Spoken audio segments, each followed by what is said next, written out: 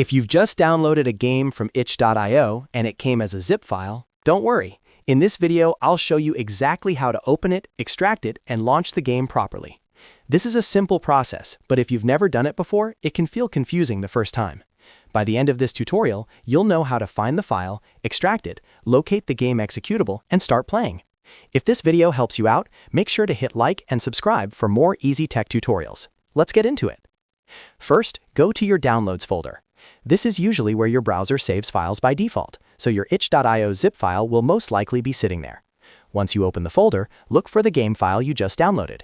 It will usually have a zip icon or the word zip in the file name. Now double-click the zip file.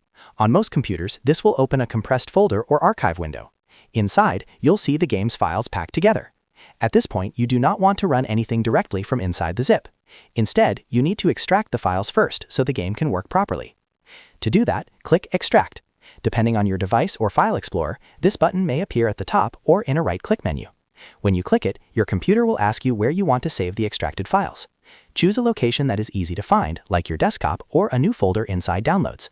This makes it much easier to open the game later. Once the extraction is complete, open the folder where the files were saved. Inside, look for the main game file. In many Windows games, this will be an .exe file.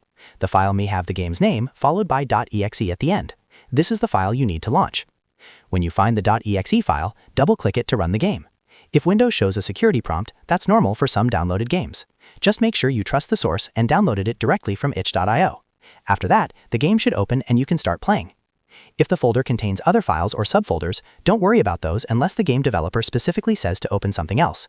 In most cases, the .exe file is the correct one. If you're on a different operating system, such as Mac or Linux, the steps may be slightly different, but the general idea is the same. Extract the zip first, then open the correct game file. And that's it. You've now learned how to play itch.io zip files the right way.